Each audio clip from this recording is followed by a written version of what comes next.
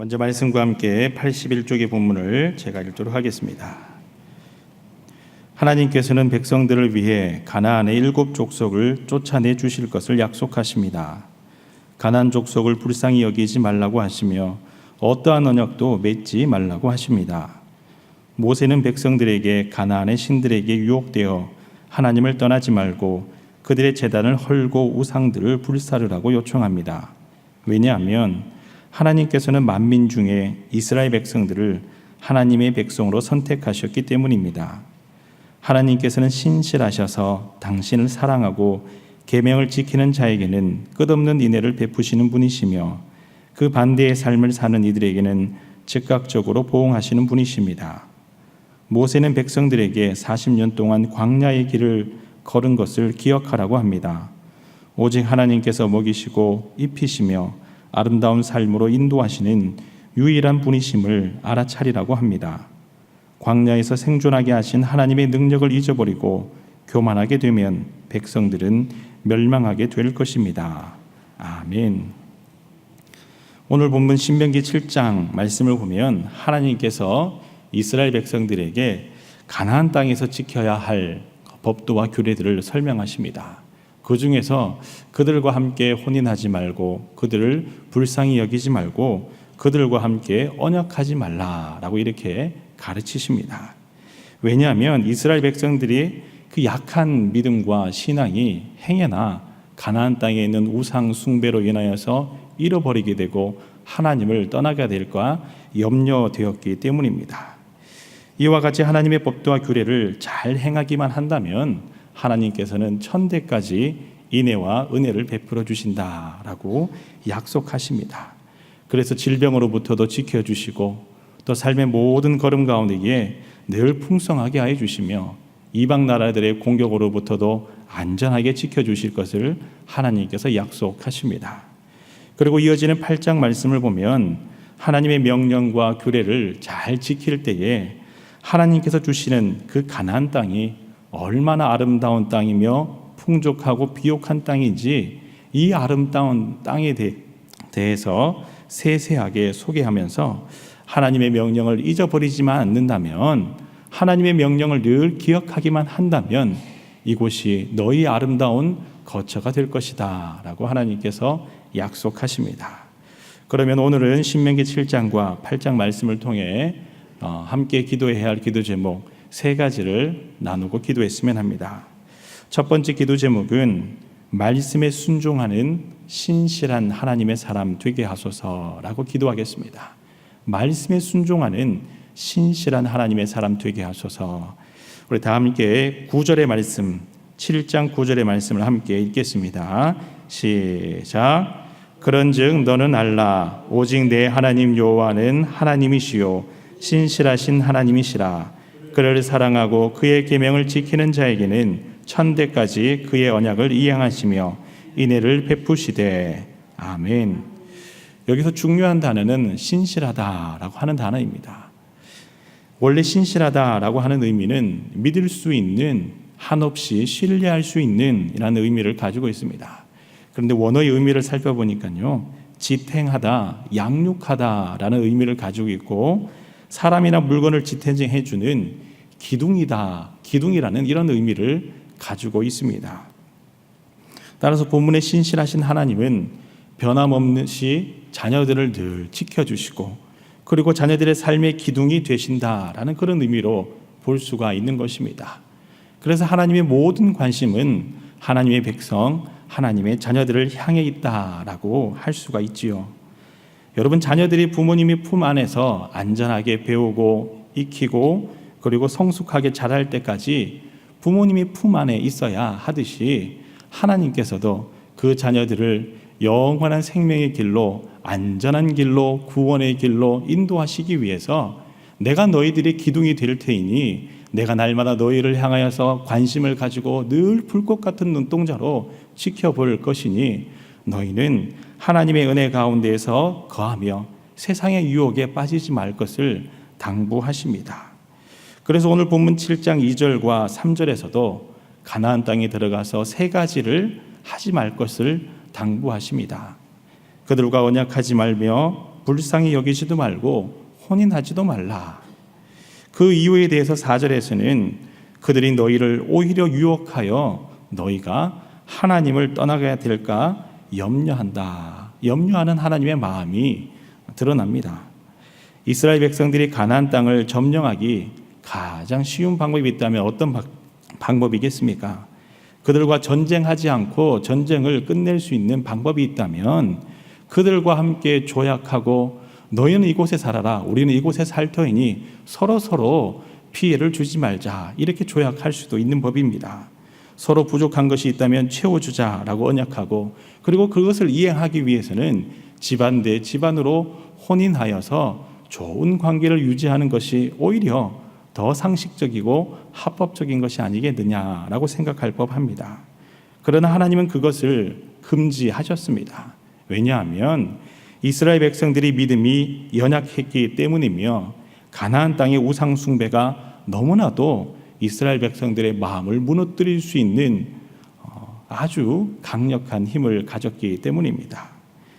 이렇게 해서 행해서 실패를 경험한 솔로몬이라는 왕을 기억하실 것입니다. 솔로몬은 이방 나라의 여인들과 그리고 그 나라들과 정략적인 결혼을 하였습니다.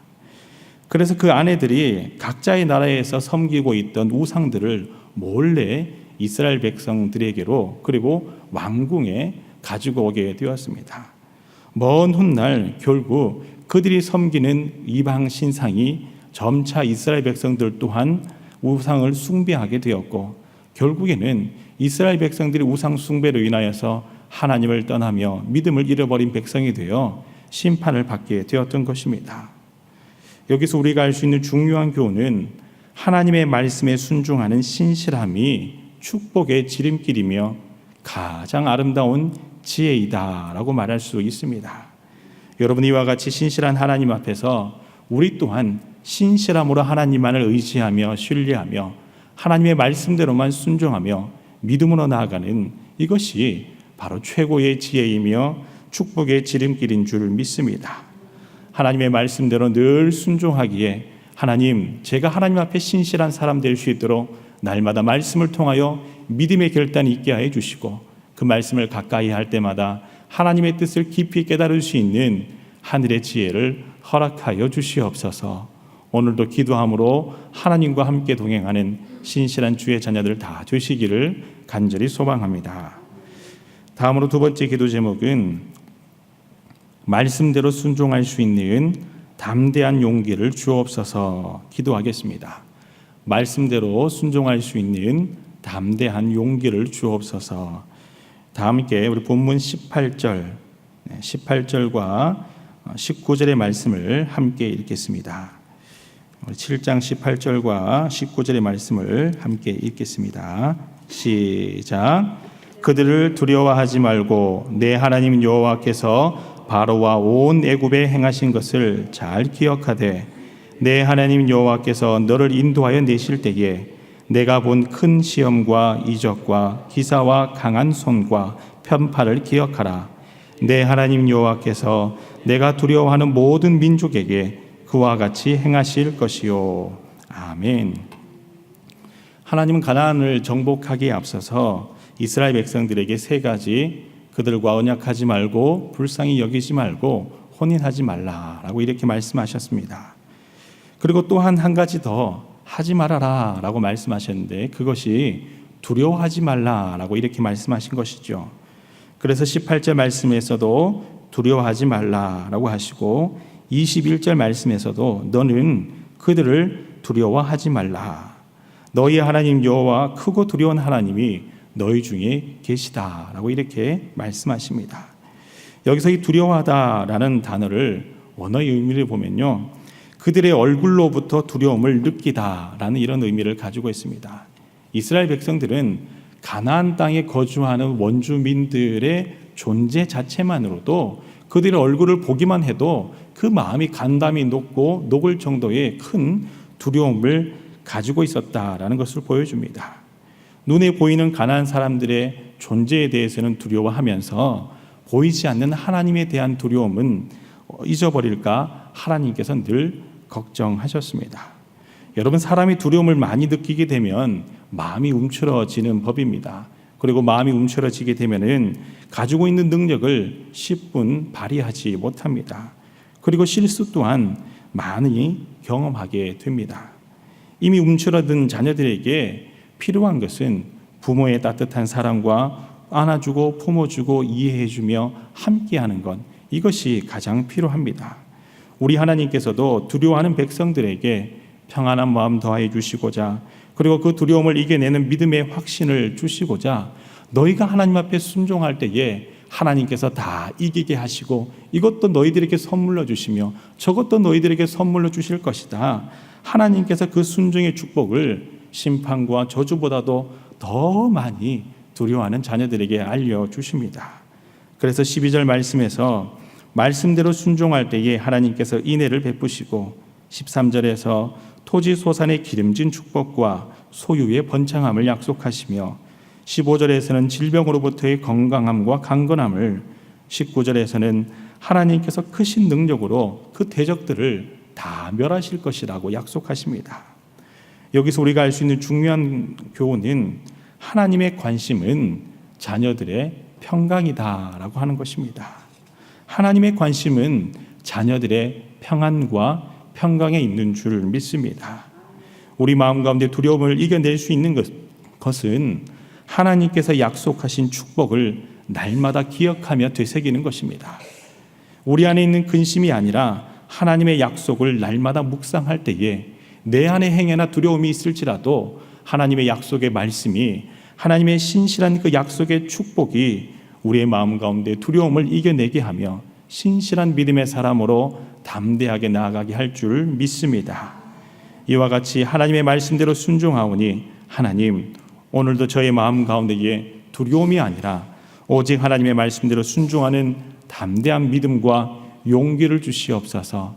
자녀들을 위하여서도 기도함으로 세상의 빛의 자녀, 세상에서도 담대한 하나님의 자녀가 될 수 있도록 믿음의 용사로 기도하시는 여러분 다 되시기를 간절히 소망합니다. 아멘. 마지막으로 세 번째 기도 제목은 늘 겸손하게 하소서라고 기도하겠습니다. 늘 겸손하게 하소서. 다 함께 우리 8장 3절의 말씀을 함께 읽겠습니다. 8장 3절의 말씀입니다. 시작. 너를 낮추시며 너를 줄이게 하시며 또 너도 알지 못하며 내 조상들도 알지 못하던 만나를 내게 먹이신 것은 사람이 떡으로만 사는 것이 아니요 여호와의 입에서 나오는 모든 말씀으로 사는 줄을 내가 알게 하려 하심이니라. 아멘.